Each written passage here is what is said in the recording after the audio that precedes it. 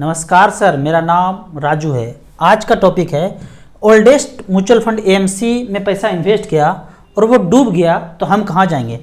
सबसे पहले ये जान लीजिए कि आप यदि इन्वेस्टर यहाँ पे है ना और एएमसी म्यूचुअल फंड कंपनी यहाँ पे है तो हमारा पैसा डायरेक्टली एएमसी में नहीं जाता है। बीच में एक कस्टोडियन है जहाँ सारा पैसा हमारा सुरक्षित है। कस्टोडियन को ये इंस्ट्रक्शन देते हैं एएमसी के फंड मैनेजर कि कहाँ पैसा मार्केट में लगाना है, कौन से स्टॉक में लगाना है, सिर्फ ये इंस्ट्रक्शन देते हैं। और जो भी खरीद बिक्री हो रहा है, हमने कितना पैसा लगाया, कितना यूनिट, कितना शेयर मिला, इसका सारा लेखा जोखा रजिस्ट्रार कार्बी और कैम्स रखते हैं। अगर ये चाह भी लेना एएमसी कि हम लेके भाग जाते हैं पैसा, तो भाग जाओ, इसके पास कुछ है ही नहीं, क्योंकि सारा पैसा कस्टोडियन में है और वहाँ से सारा पैसा इन्वेस्टेड है मार्केट में। तो पैसे का लेखा जोखा कस्टोडियन के पास है, एएमसी के पास कुछ है ही नहीं। फिर आपका क्वेश्चन होगा सहारा भाग गया, डूब गया। आधा अधूरा बात करते हैं लोग। सहारा भाग गया, यहाँ पे अगर सहारा का बात करते हैं तो सहारा एएमसी लगभग ख़त्म हो चुका है। जब ऐसा आदेश सेबी ने दिया, 15 से 30 दिन के अंदर पैसे निकालने का विंडो ओपन होता है। आप उसमें सारे इन्वेस्टर पैसा निकाल लेते हैं और निकाल भी लिए हैं।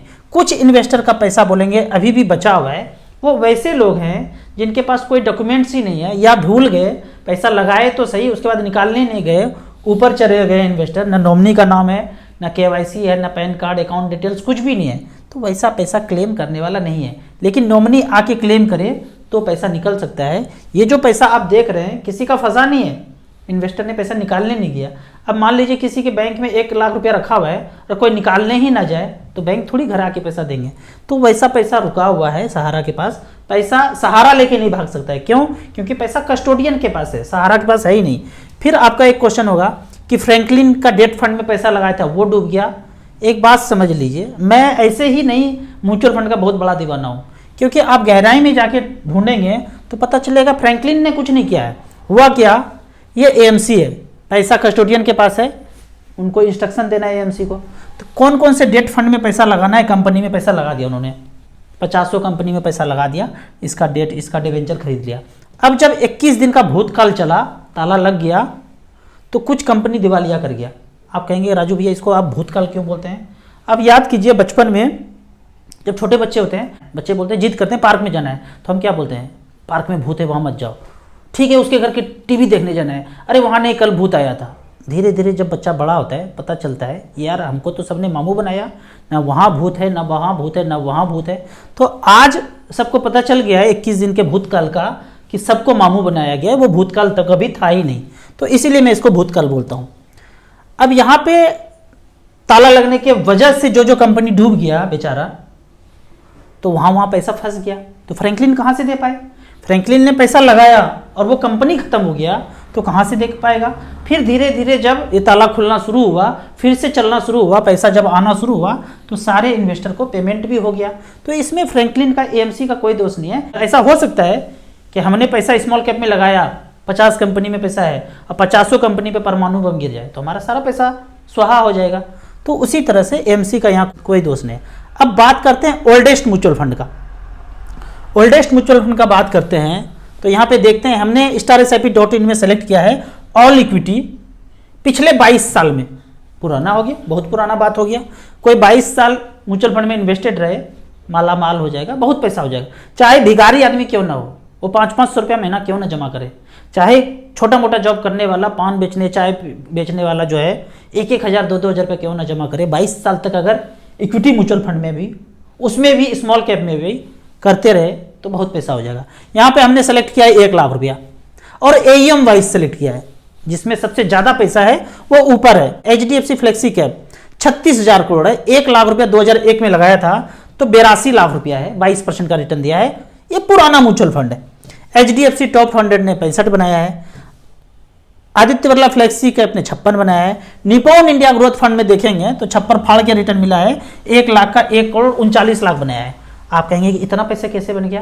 तो झांक के देखेंगे तो पता चलेगा mid cap, small cap, mid cap, small cap में फंड मैनेजर ने तैरा, एकदम डुबकी जो लगाया मिड कैप स्मॉल कैप में। आगे बढ़ते हैं, लॉन्ग टर्म इक्विटी 24 लाख बनाया, लार्ज कैप में खेल रहा होगा। Franklin India flexi cap 60 lakh रुपया बना। ICICI prudential long term equity 68 बना। एचडीएफसी टैक्स सेवर वही 22 साल में 1 लाख का वैल्यू 60 लाख 90 हज़ार।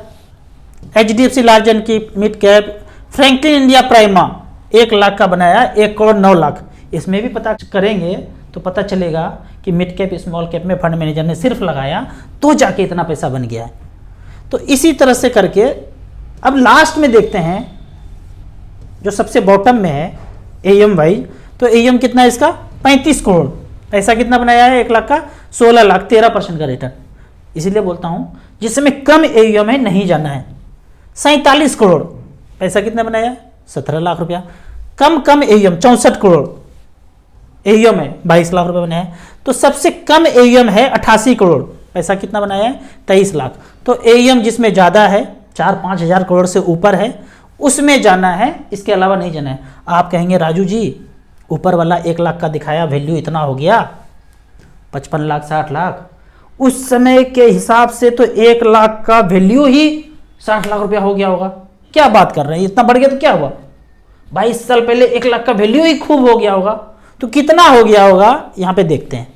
1 लाख रुपया में 22 साल पहले कार मिलता होगा मारुति का, 22 साल पहले।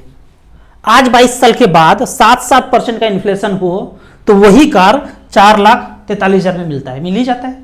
छोटा वाला कार 800 वाला, मारुति 800 वाला, अल्टो वाला 4-4.5 लाख का मिल जाता है। तो 1 लाख का वैल्यू 4.5 लाख रुपया, 5 लाख रुपया हुआ। लेकिन मचमच फंड में खराब वाला फंड भी 5 लाख रुपया से ऊपर बनाया है। सबसे खराब वाला फंड भी 5 लाख रुपया से ऊपर बनाया है, 16 लाख रुपया बनाया है। तो कैसे बराबर हो गया, इतना ज़्यादा हो जाएगा 1 लाख का वैल्यू तो उस समय इतना होगा, 1 करोड़ तो ऐसे हो जाएगा, ऐसे नहीं बोलना है, कैलकुलेट करना है। कैलकुलेशन कहाँ करेंगे, StarSIP.in में जाएंगे, बिना लॉगिन किए हुए मोबाइल नंबर डाले हुए आप इस कैलकुलेटर को यूज कर सकते हैं।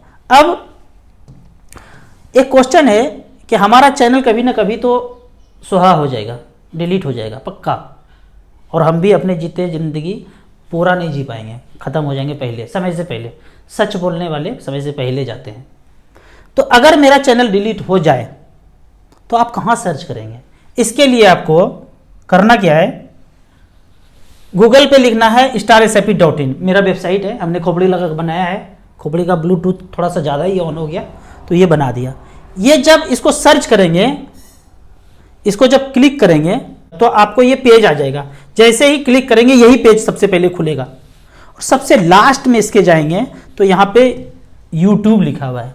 YouTube पे जब क्लिक करेंगे तो YouTube खुल जाएगा और यहाँ मेरा सारा वीडियो दिख जाएगा। YouTube से ख़त्म हो जाए, लिंक में यहाँ पे दिया हुआ है, लेटेस्ट वीडियो को वहाँ फिर सर्च कर सकते हैं। तो इस तरह से करके कभी ना कभी तो जाएगा ही, डिलीट होगा ही। अब बात करते हैं भूतकाल में ये वाला ऐप डिलीट हुआ था, दोनों को जोड़ दीजिए, कुछ आ रहा है ना, पप जी दांत वो वाला, वो डिलीट हो गया था। अब बोला क्या, चाइना देशभक्ति, ऐसा था ना। सच ये नहीं था, सच ये था कि ये गेम खेलने में आप कनाडा से, ऑस्ट्रेलिया से, न्यूजीलैंड से, चाइना से, पाकिस्तान से, किसी से भी जुड़ सकते थे, और जुड़ने के बाद आपस में बात कर सकते थे। अरे तुम्हारे चैनल पे, न्यूज़ चैनल पे तो बता रहा है कि वहाँ पे ताला लग गया है और धड़धड़ा के मर गिर रहा है लोग, पर यहाँ तो ऐसा कुछ है ही नहीं। आपस में बात कर लेते हैं, क्योंकि सारा कुछ प्रोपेगेंडा टेलीविजन पे हुआ है, न्यूज़ में, मोबाइल रिंगटोन से हुआ है। तो आप आपस में बात कर लेते कि यहाँ तो कुछ हो ही नहीं रहा है, और यहाँ पे बताया जा रहा है कि मार धाड़ एक्शन से भरपूर चल रहा है। ऐसा कुछ भी नहीं है भाई। तो प्रोपेगेंडा जो है ना फेल हो जाता। प्लानडेमिक पहले अगर ये होता ना, आज से 100 साल पहले, तो हमें ये पता ही नहीं चलता। आज के इंटरनेट के दुनिया की वजह से हो क्या रहा है ना, इन्फॉर्मेशन आपको तेजी से पहुंच जाता है।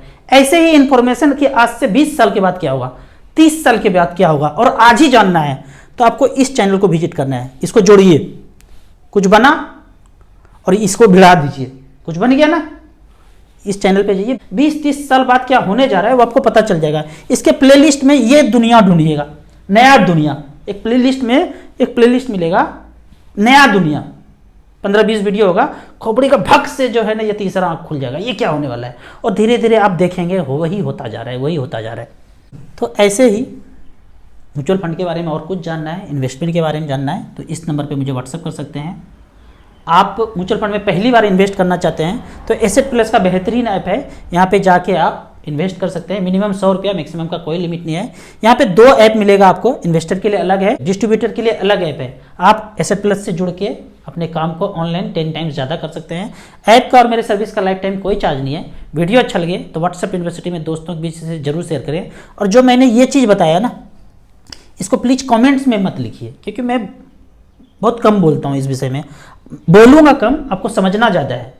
तो कमेंट्स में जो चीज़ मैं छुपाया हूँ आप डायरेक्टली ऐसे लिखेंगे तो समय से पहले चले जाएंगे। ऐसे तो थोड़ा दिन बच सकते हैं, टिक सकते हैं। वो आप कमेंट में पूरा खोल के बता देंगे तो वो पहले चले जाएंगे। तो गुजारिश है, कमेंट में इसको नहीं लिखेंगे और जो बताया वहाँ जाके सर्च करेंगे। वीडियो अच्छा लगे तो व्हाट्सएप यूनिवर्सिटी में जरूर शेयर करें। यूट्यूब पे देख रहे हैं तो लाइक एंड शेयर जरूर करें। Thank you so much.